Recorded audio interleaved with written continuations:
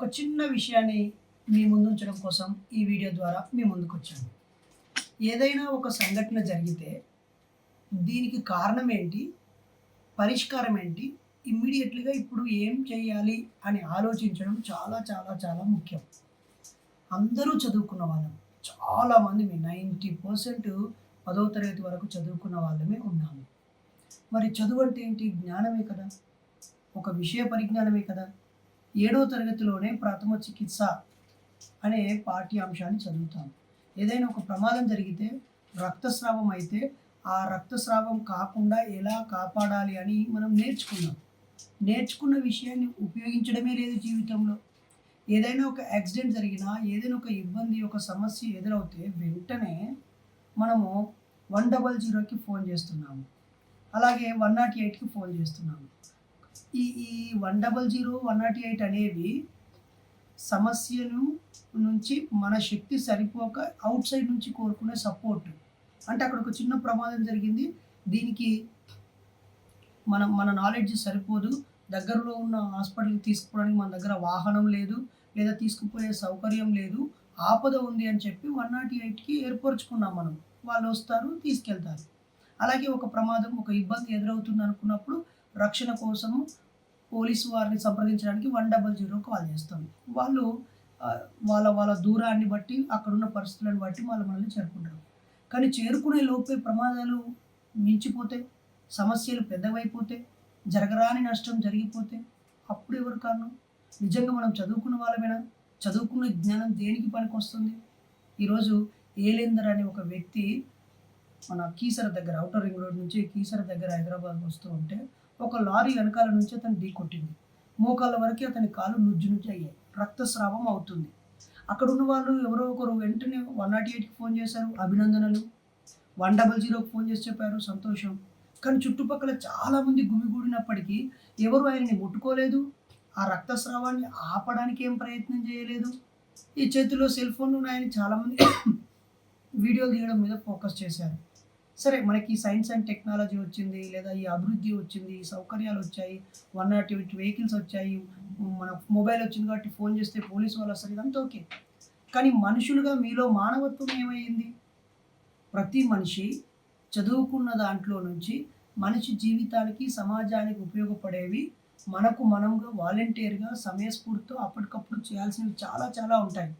కానీ చాలామంది ఈ పని పోలీసు వారే చేయాలి, ఈ పని వైద్య రంగం 108 వాళ్ళే రావాలనుకోవడం పూర్తిగా తప్పు. మీకు తెలుసో లేదో అనేక చట్టాలు వచ్చాయి. బోలెడన్ని ప్రభుత్వాలు కూడా ఇచ్చాయి. ఏమని? ఏదైనా ప్రమాదం జరిగితే మీరు చూసారా? మీరు సాక్ష్యం చెప్పండి అని మిమ్మల్ని విసిగించడం ఉండదు. సకాలంలో ఆ ప్రమాదానికి గురైన వ్యక్తికి చికిత్స అందించడానికి సహాయపడాలి అని.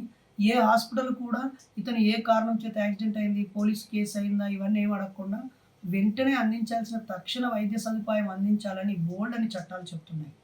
మనుషులుగా మనం కూడా ఒకవేళ బిజీగా ఉంటే నువ్వు ఆంచి వెళ్ళిపో, నీ పనిలో నువ్వు వెళ్ళు. కానీ ఆగావు కదా, చూస్తున్నారు కదా, చుట్టూ జనాలు ఉన్నారు, ఇక్కడ ఏం జరుగుతుందని ఆలోచిస్తున్నారు కదా. ఆ టైంలో ఏం జరుగుతుందని చూడడం కాదు, లేదా చూపించడం కాదు, ఏం చేయాలి అని ఆలోచించాలి దయచేసి మిత్రులారా. ఇది కులాలకో, మతాలకో, దైవాలకో లేదా రాజకీయ పార్టీలకో సంబంధించిన విషయం కాదు. మనుషులమైన మనం తోటి మనుషులు ఆపదలో ఉన్నప్పుడు, ప్రమాదంలో ఉన్నప్పుడు, కష్టాల్లో ఉన్నప్పుడు మనకు మనంగా ఏం చేయొచ్చు, మనం నలుగురం కలిస్తే ఏం చేయొచ్చు అని ఆలోచించి వెంటనే స్పందించాలి. అదే నిజమైన మానవత్వము. అన్ని రకాల దేవుళ్ళు తోటి మనిషిని ఆదుకోండి, ఎదుటి మనిషిలో దైవాన్ని చూడండి అనే చెప్తారు. మరి మీరు అలా చూడకపోవడం చాలా బాధాకరం.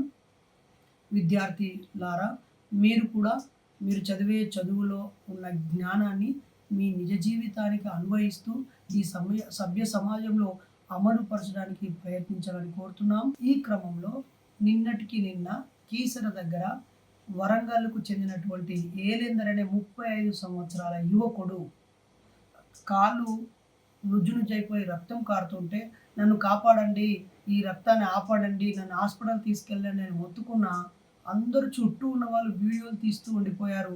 ఇతన్ని ముట్టుకుంటే, పట్టుకుంటే మళ్ళీ సాక్ష్యం చెప్పాలో, హాస్పిటల్‌కి వెళ్ళాలో, పోలీసుల ఎంక్వైరీకి పాల్గొనాలని భయపడి అందరూ అలాగే ఉండిపోయారు. అతను చనిపోయాడు. ఎంత దుర్మార్గం! ఒక 35 ఏళ్ల యువకుడు అంటే ఆయన జీవితం ఆగిపోయింది. అతని కుటుంబం, భార్య, పిల్లలు, బంధువులు, మిత్రులు, ఆయన చేస్తున్న పనులు చిన్నభిన్నమైపోయాయి కదా! ఆ చూసిన వాళ్ళు, వీడియో తీసిన వాళ్ళు చదువుకున్న వాళ్ళు కాదా? కనీసం ఇమ్మీడియేట్‌లీగా అతన్ని ఏదో ఒక వెహికల్‌లో తీసుకొని హాస్పిటల్‌కి తరలించాలనే కామన్ సెన్స్ అక్కర్లేదా? 108 వచ్చింది. తీసుకెళ్ళేలోపు అతని శరీరంలో ఉన్న రక్తం అంతా కారిపోయింది. స్పృహ కోల్పోయాడు, చచ్చిపోయాడు. అతనికి చావుకి కారణం ఆ వీడియోలు తీసిన వాళ్ళా? లేదా అక్కడ కారో, జీపో, ఆటో ఉన్నప్పటికీ అతన్ని తీసుకుపోవడానికి భయపడినటువంటి భయం కారణమా? లేదా ఈ స్థాయిలో ప్రజల్ని చైతన్యపరచలేని విద్యా వ్యవస్థ కారణమా? లేదా ప్రతిదానికి 108 మీద ఆధారపడాలి, 100కి ఆధారపడాలి, ప్రతిదాన్ని వీడియోలు తీసి పెట్టాలి అనేటువంటి ఒక రకమైన మానసిక బలహీనత కారణమా?